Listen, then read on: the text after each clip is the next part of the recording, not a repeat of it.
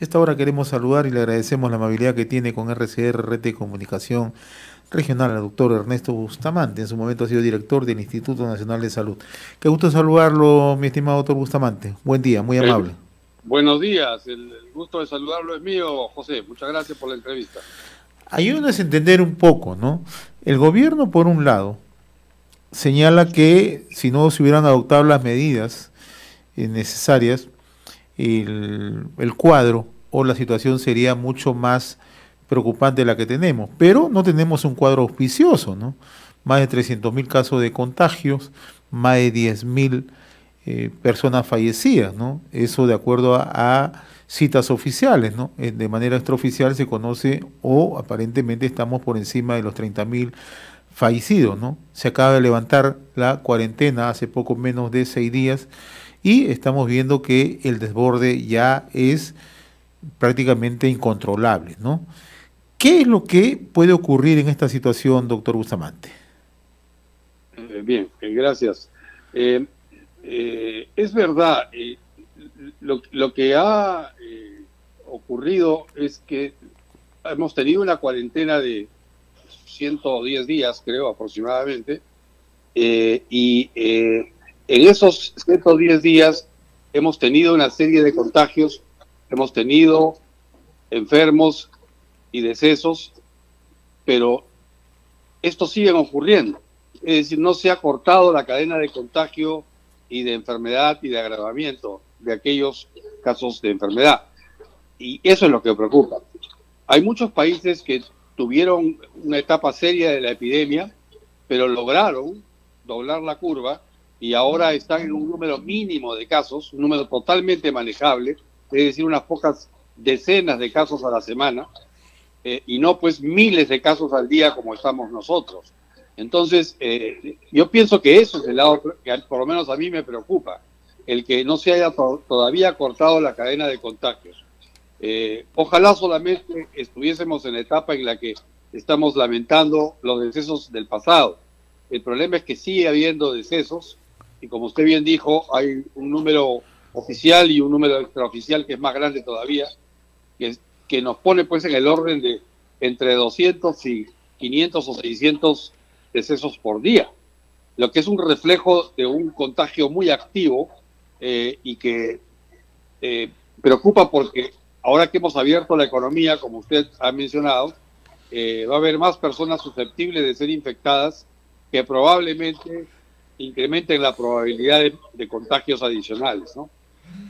¿Ello qué significa, doctor Bustamante? Para decirlo de manera así muy directa, que inevitablemente vamos a estar ante una segunda ola. Bueno, ni siquiera hemos terminado la primera ola. O sea, O estamos, sea, ¿tan grave es nuestra situación?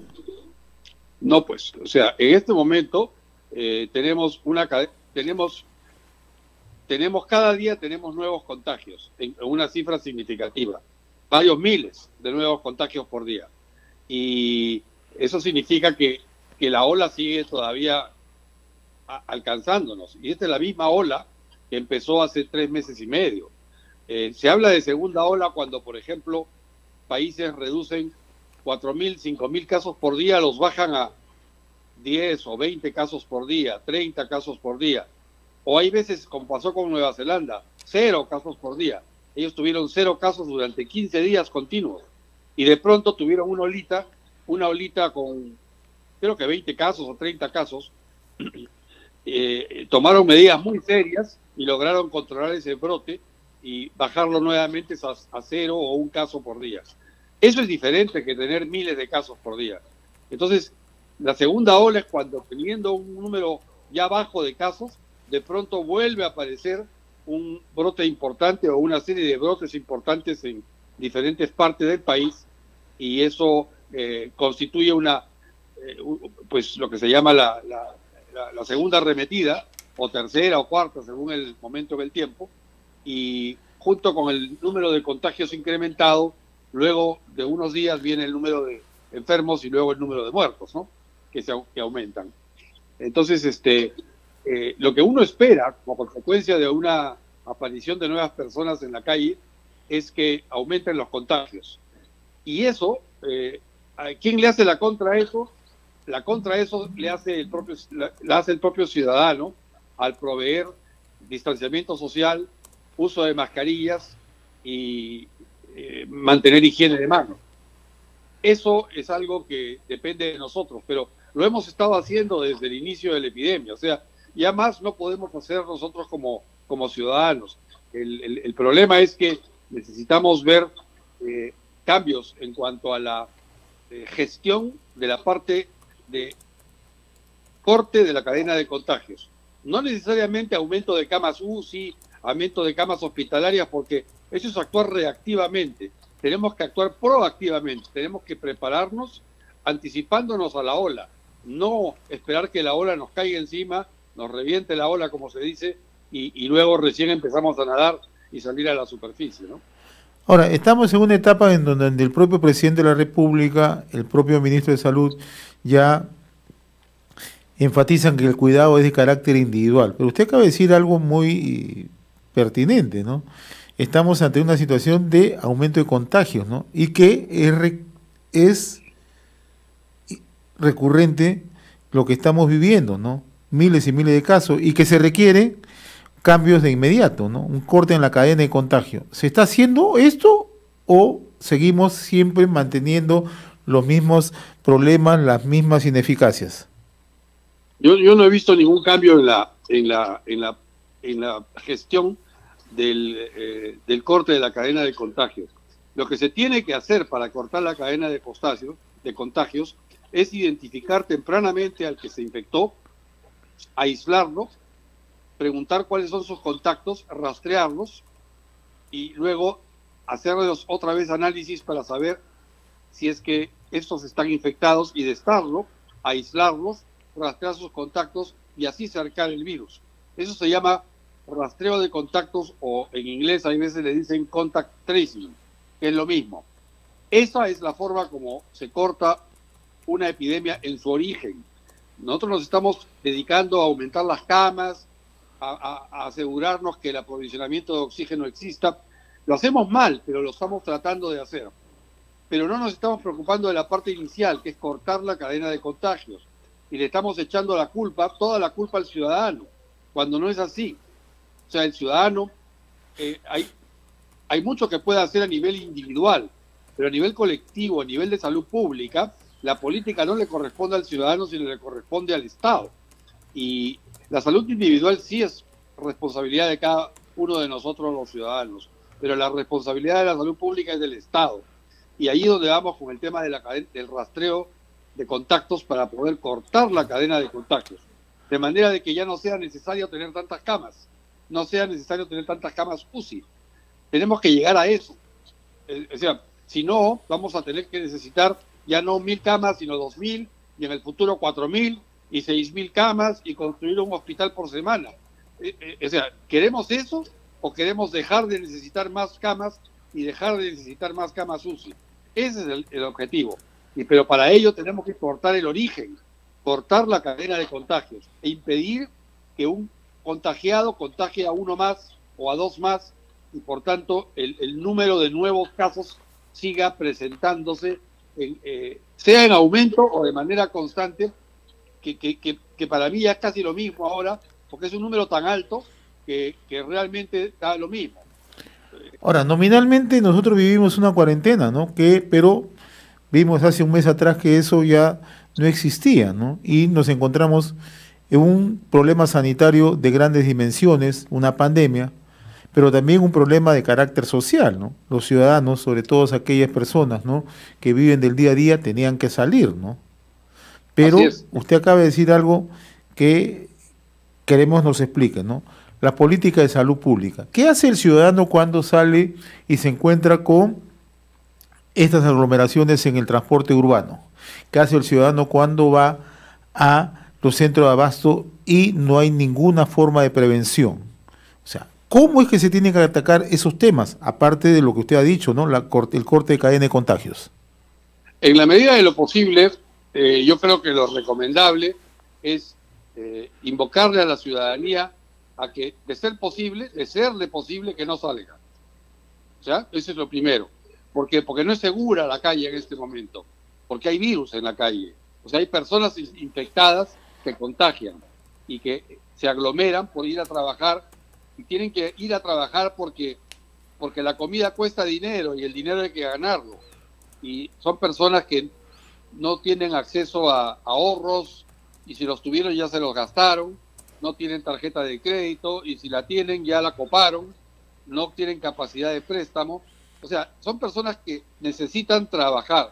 Esa es la mayoría del país. El 70% del país tiene esa realidad. Entonces,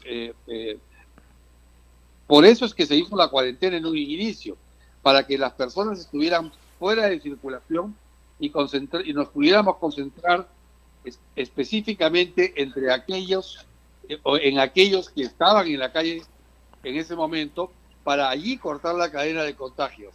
Pero eso no se hizo. Normalmente uno puede aguantar en cuarentena pues una semana, 10 días, 20 días, pero 4 meses o 3 meses y medio no te lo aguanta nadie. Salvo que uno pues tenga el dinero suficiente, los ahorros suficientes, la espalda financiera suficiente para quedarse en casa. Es como tomar vacaciones de un año. Claro, muy poca gente puede hacer una cosa así, pero la gran mayoría de gente tiene que escoger entre salir a la calle y enfrentar el virus, arriesgándose a enfermar, o quedarse en casa y dejar que su familia sufra hambre, simplemente porque no puede proveerle el pan. Así que estamos en esa segunda situación. La gente tiene que salir a trabajar y no se le puede culpar por ello. Si se aglomera es porque el sistema de transporte es malo y porque se está exigiendo, por ejemplo, algo que es razonable, pero no se puede aplicar de manera abrupta a todos. Tendría que ser escalonado. Por ejemplo, a los vehículos de transporte público solamente suba la mitad de la gente que antes subía.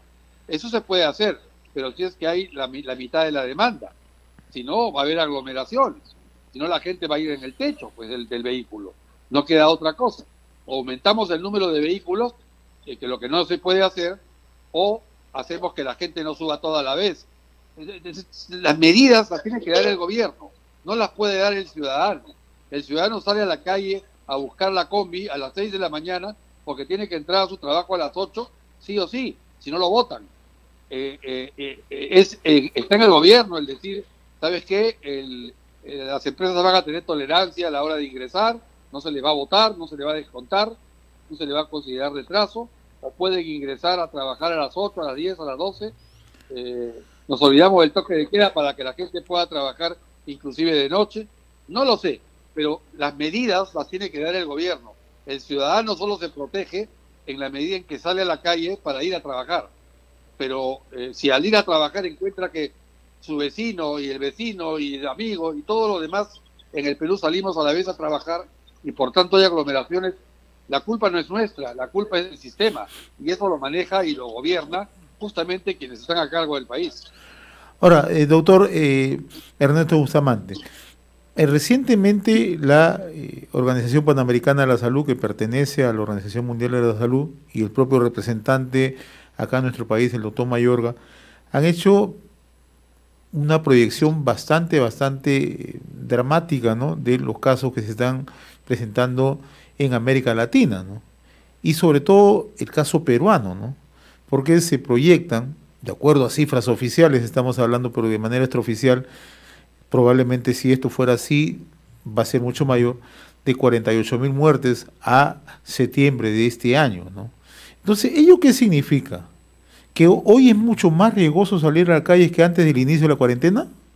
De hecho, pero por supuesto, al inicio de la cuarentena habían 100 casos, confirmados menos, pero yo diría que habrían 100 casos en la calle. Ahora hay miles de casos, por día se encuentra 3 a 4.000. O sea, si suponemos que el periodo de contagio es de más o menos 10, 15, 20 días, multipliquemos 10, 15, 20 por 5.000, estamos hablando de 100.000 personas. O sea, en este momento hay 100.000 personas en la calle que están en capacidad de contagiar activamente, o más probablemente, porque nunca se registra a todos.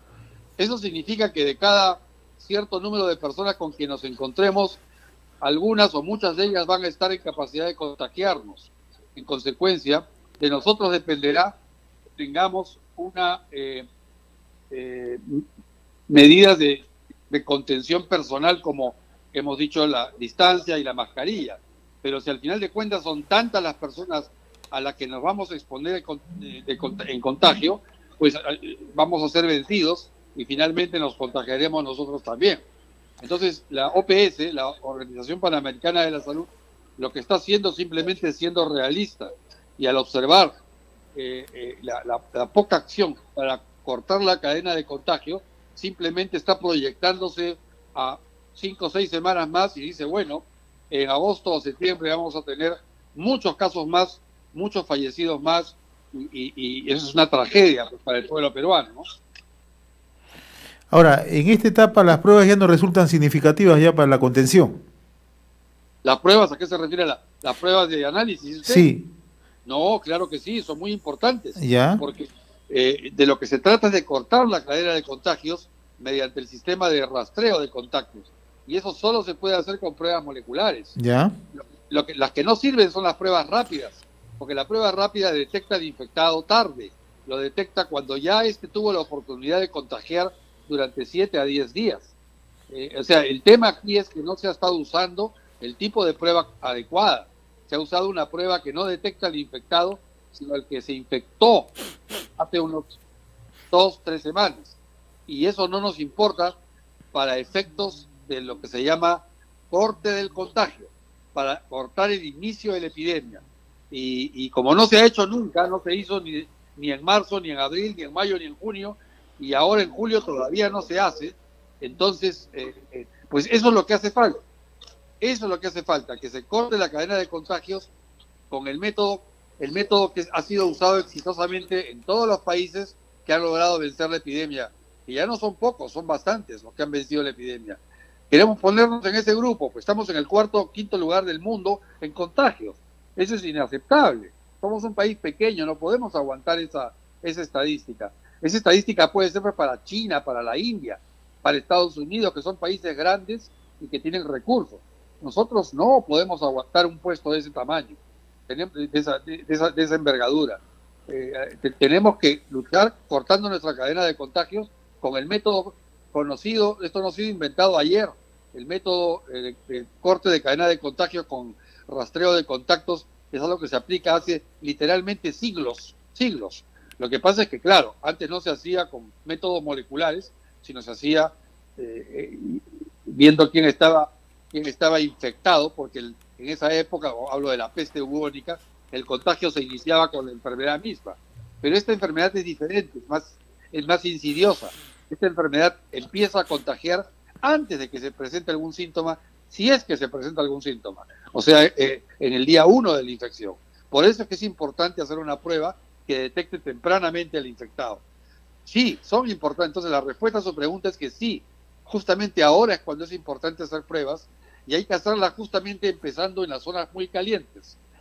Hay que ir a las regiones que sean muy calientes y luego ir a las zonas calientes de esas regiones y allí hacer un análisis molecular exhaustivo. Hay que aumentar nuestro número de pruebas moleculares a llegar a 15.000, cosa que podemos hacerlo. Tenemos el equipamiento y los reactivos. No hay ninguna excusa para no hacerlo. Salvo el que querramos gastar primero las pruebas rápidas, que no sirven para el rastreo de contactos.